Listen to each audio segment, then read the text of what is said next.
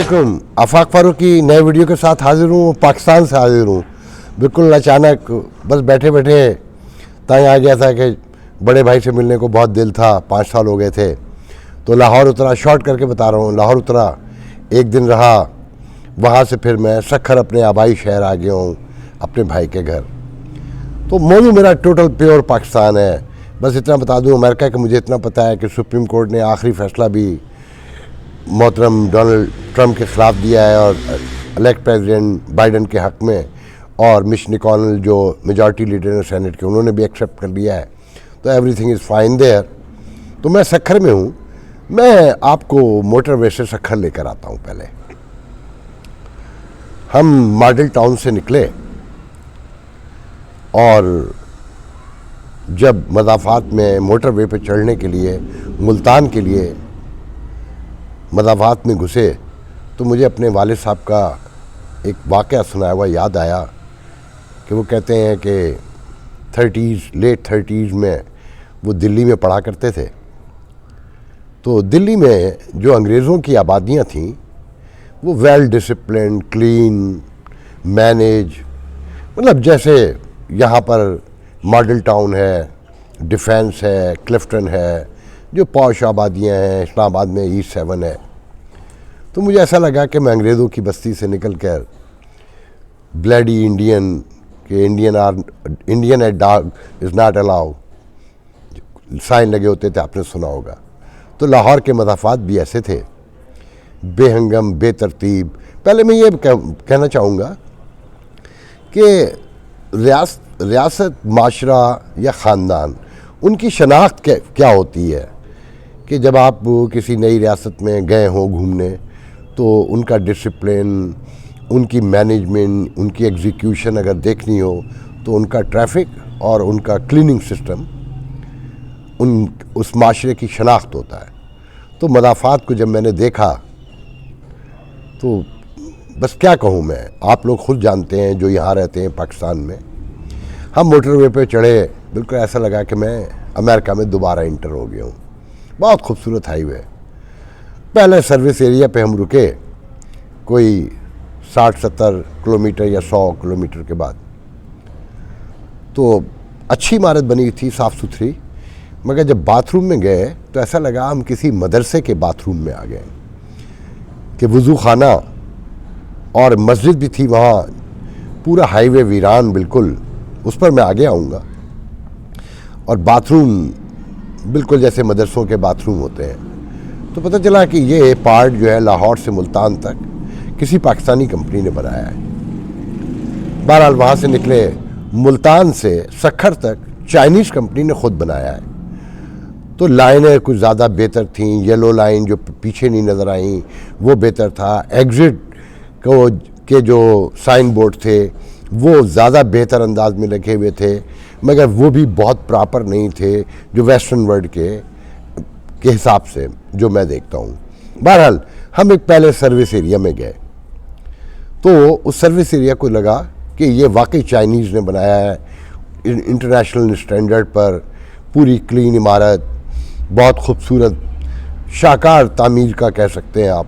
मगर बाथरूम में ये गए तो बाथरूम देख के बिल्कुल कि जैसे अमेरिका में और वेस्टर्न वर्ल्ड में सर्विस एरिया होते हैं कि क्लीन, शफाफ। मगर जब बाथरूम में इंटर हुए तो वहाँ जो नलके लगे थे, जो दूसरी चीज़ें लगी थी, इंस्ट्रूमेंट, ऐसा लगा कि चाइनीज़ ने जब हवाले किया पाकिस्तानियों के तो उन्होंने देख के हंसे कि ये इतना साफ़ सुथरा निज़ाम हम कहाँ चलाने के काबिल हैं। आप यकीन करें, नलके जो हैं उन पर इतना मोटा मोटा रस जमा हुआ था। और ये मोटरवे 1 साल पहले शुरू हुआ है। तो वहाँ से अंदाज़ा हो गया कि पूरे माशरे ने काम करने से इनकार कर दिया है और सफाई से और नज़्म व नस्क से तो इस रियासत में रहने वालों का कोई ताल्लुक़ ही नहीं है। जब रियासत ने काम करना छोड़ दिया है तो आम लोग क्यों काम करेंगे? रियासत काम लेती है कानून से, इंसाफ से, मेरिट से, तो लोग काम करते हैं पूरे तमाम दुनिया के माशरों में चेक एंड बैलेंस के साथ।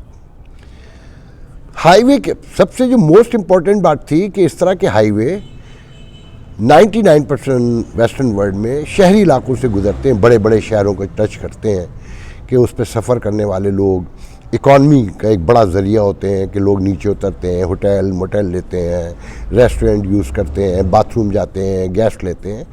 تو وہاں یہ پورا موٹر وے جو 784 کلومیٹر تک سکھر روڑی تک آتا ہے، یہ کسی بڑے شہر کو ٹچ نہیں کرتا. وہاں سے جو خانے وال، ملتان، لودھرا، کبیر والا اور جہاں بھاولپور، پتہ چلا کہ ہر شہر کوئی 30 میل دور اندر ہے، کوئی 40 میل ہے، کوئی 20 میل ہے، کوئی ایٹ دا موسٹ 15 مائل تو ہے ہی ہے. اور سائڈ پر جو دونوں سائڈ پہ چھوٹے چھوٹے دیہات آ رہے تھے، گرین لش گرین فصلیں اگی ہوئی، اور مطلب زمین جو تھی گرین تھی مکمل. تو بیچ بیچ میں 4 5 5 6 گھر، 10 گھر، 15 گھر وقفے سے آ رہے تھے، پکی اینٹوں کے کچے مکانات، مگر انتہائی خوبصورت. درمیان میں اگر 20 گھر کہیں ہیں تو ایک انتہائی خوبصورت مسجد بیچ میں کھڑی ہوئی. یقین نہیں آتا کہ کون لوگ ہیں ہم. میں حیران تھا کہ یہ لوگ، میں بہت غور سے دیکھتا جا رہا تھا کہ گھر تو بنے میں راستہ نہیں نظر آ رہا تھا. یقیناً کھیت سے گزر کے آتے ہوں گے یا کوئی کچی پگ ڈنڈی ہوگی. بچے بھی ایک جگہ پر کرکٹ کھیلتے ہوئے نظر آئے. کچا سا میدان تھا، دھول مٹی سے اٹا ہوا، غبار اٹھتا ہوا دیکھا میں نے. تو مجھے اپنے والد صاحب بہت یاد آئے کہ انگریزوں کی بستیاں اور تھیں اور انڈینز کی بستیاں اور تھیں، حکمران اور تھے، عوام اور تھے. اب ہم انٹر ہوئے، میں بہت شارٹ کر رہا ہوں، سکھر میں روڑی سے جہاں یہ ختم ہوتا ہے آگے بننا بند ہو گیا ہے. جو کراچی تک جانا چاہیے تھا وہ بند ہو گیا ہے. وہ مجھے لاہور میں کسی نے بتا دیا تھا کہ سی پیک روک دیا گیا ہے، کیونکہ جو ہم سی پیک کو چائنا بلاک سے ہم انڈرسٹینڈ کرنے کی کوشش کر رہے ہیں کہ ہم بلاک ہم نے چینج کر لیا ہے. وہ کہتے ہیں جو بہت باخبر لوگ ہیں ان کا کہ دیٹس ناٹ ٹرو، ہم امریکن بلاک میں واپس آ گئے ہیں. تو چائنا سے تعلقات ہمارے کچھ زیادہ بہتر نہیں ہیں. وہ ٹرکی سے بھی، یہ ایک کہانی پھر کبھی سناؤں گا. تو بہرحال وہ سی پیک رک چکا ہے تو وہ ہائی وے بھی رک گیا. اور یہ جو ملتان سے سکھر تک ہے یہ چائنیز نے 6 ماہ پہلے بنا لیا، مگر مراد سعید نے 6 ماہ اگلے اس کا اناگرل نہیں ہونے دیا کہ پہلے اس میں نواز شریف کی کرپشن تلاش کی جائے، جو نہیں ملی. وہ تو کرپشن یہی ہے کہ وہ بڑے شہروں سے نہیں گزارا، عام آدمی کو فائدہ نہیں پہنچنے دیا، کیونکہ اس کے سائڈوں کی جو زمین ہے مستقبل قریب میں یا تو پہلے خرید لی گئی ہوگی یا خرید لی جائے گی، نئے اکانومک زون بنائے جائیں گے، پیسے کمائے جائیں گے، جو بڑے لوگ ہی خریدیں گے. اب ہم جب انٹر ہوئے روڑی پر جہاں پاکستان کی شہرک نیشنل ہائی وے شروع ہوتا ہے، علامہ حافظ، آپ تصور نہیں کر سکتے. خوف آتا تھا. وہاں سے 12 مائل تک جو سکھر کا سفر تھا، جو 788 کلومیٹر سفر تھا، اس کی تھکاوٹ ایک طرف، 12 کلومیٹر کی ایک طرف کے کھڈے، ٹوٹی ہوئی سڑکیں، اندھیرا، پرانے صدیوں پرانے ٹرک، اکا دکا، جو ٹریفک ٹوٹنے کی سڑک ٹوٹنے کی وجہ سے وہ جم رک جاتے تھے تو پیچھے ایک زحام غفیر جمع ہو جاتا تھا. لگتا تھا کہ لاکھوں سفر کر رہے ہیں اس پہ. اچھا، موٹر وے پہ یہ ذہن میں رکھیں کہ اکا دکا 5 منٹ کے بعد ایک گاڑی گزرتی تھی، اور جو ترسیلات کا نظام ہے، جو معیشت جس سے نظر آتی کسی ملک کی 18 ویلر چلتے ہوئے، وہ اکا دکا کہیں کہیں میرے خیال میں پورے راستے میں 20 ملے ہوں گے. گیس پیٹرول کے ٹرک جو ہیں بڑے وہ زیادہ ملے، مگر گڈس کے ٹرک جو ہے نا نہ ہونے کے برابر تھے. جہاں سے میں آیا ہوں وہاں گاڑیاں کم ہوتی ہیں ہائی وے پہ، اور گڈس کا ترسیلات جو ہوتی ہے اس کا نظام چلانے والے ٹرک جو ہیں وہ 100 گنا زیادہ ہوتے ہیں. اپنی گاڑی میں سفر کرنا مشکل نظر آتا ہے، رات میں اسپیشلی. روڑی میں انٹر ہوئے، ہر طرف بے ہنگم، بے ترتیبی، انتشار دور سے نظر آتا ہے. پھر میں اپنے آبائی گھر پہنچا. میرے بڑے بھائی ایک اسکول چلاتے ہیں، ایک شہر کے نامور ٹیچر بھی رہ چکے ہیں، کونسلر بھی رہ چکے ہیں، اور پی ٹی آئی کے ضلع کے صدر بھی رہ چکے ہیں. ہر طرف پانی بکھرا ہوا، گندگی کے ڈھیر مکمل. میں آپ کو بیان نہیں کر سکتا کہ اس شہر کو کیسے ختم کیا گیا. 12 سال ہو گئے. تو میرے ایک دو دوست یہاں رہ گئے ہیں, مشکل سے وہ بھی آتے ہیں, ان کے آبائی گھر ہیں, مگر یہاں جو پڑھے لکھے نوجوان تھے وہ یہاں سے جا چکے ہیں. اردو اسپیکنگ ایٹ لیسٹ میں کہہ سکتا ہوں, مجھے سندھی اسپیکنگ کا اتنا نہیں معلوم, کیونکہ مجھے یہاں سے نکلے ایک طویل ترین عرصہ ہو چکا ہے. تو میرے ایک دوست نے کہا, میں نے کہا یہاں کیسے رہتے ہو؟ کہنے لگے جب دماغ قبول کر لے زیادتیوں کو تو بدن اعصاب جو ہیں وہ خود بخود سیٹل ہو جاتے ہیں. تو کرونا بھی انہوں نے کہا کہ ہم نے سیٹل کر دیا ہے, حکومت جو کہتی ہے اس کا کوئی تعلق نہیں. جو میں نے خود بھی دیکھا, لوگ ہاتھ بھی ملا رہے ہیں, گلے بھی لگ رہے ہیں, پڑھے لکھے لوگ, بہت باشعور لوگ, اور کھوے سے کھوا ملا کے لاہور میں بھی لوگ چل رہے تھے, یہاں پر بھی ہے. کوئی وجود نہیں رکھتا. سوشل میڈیا سے پتہ چل رہا ہے کہ ادھر لوگ مر گئے ہیں, ادھر مر گئے ہیں. یہاں کوئی کسی کا کوئی لینا دینا نہیں ہے. اس شہر کے حالات یہ ہیں, آپ یقین کریں, میں نے بچپن میں منجوڈارو دیکھا ہے. وہ تہذیب جدید تہذیب لگتی ہے, زندہ تہذیب لگتی ہے. یہ تہذیب ایسا لگتا ہے کہ 20,000 30,000 سال کے بعد کھود کے نکالی گئی, جس میں انسان بھی زندہ ہے اور گھوم رہے ہیں, پھر رہے ہیں. انہیں یقین ہے کہ یہی دنیا کی سویلائزیشن ہے. کہ آپ اس شہر میں 5 میل کی سپیڈ سے گاڑی نہیں چلا سکتے, اپنی کسی بھی اینگل سے آپ موو نہیں کر سکتے. یہاں جو رہنے والے ہیں ان کے چہرے, ان کے بدن کا اسٹرکچر دیکھ کر ڈر لگتا ہے, مگر وہ نارمل ہیں, مطمئن ہیں کہ بقول میرے دوست کے کہ جب آپ کا دماغ سیٹل ہو جائے تو اعصاب خود بخود سیٹل ہو جاتے ہیں. تو یہ یہاں کے حالات ہیں. یہاں سے بھٹو زندہ ہے, لوگ مر چکے ہیں, ذہنی طور پہ تو مر چکے ہیں, دلی طور پہ کہ رنگ سے, خوشبو سے, آبشاروں سے, پہاڑوں سے, دریاؤں سے ان کا کوئی لینا دینا نہیں ہے. گوشت کی دکانوں پہ مکھیاں بھنک رہی ہیں ہر طرف. اس وقت میرے چہرے پہ بھی بار بار بیٹھ رہی ہیں, جبکہ میں انتہائی صاف بلڈنگ میں ہوں, اور یہ بڑی خوبصورت اندر سے بلڈنگ ہے. تو جب میں انٹر ہوا, یہ اسکول ہے میرے بڑے بھائی کا, تو یہاں جو ٹیچریں تھیں ان سے میں نے گفتگو کے دوران کہا کہ آپ کی اندر کی بلڈنگ باہر کی گلی سے نہیں میچ کرتی. تو انہوں نے کہا کہ آپ کچھ کریں. تو میں نے کہا میں کیا کر سکتا ہوں جب آپ لوگ کچھ کرنے کو تیار نہیں ہیں. ایک طویل ایک بحث ہے.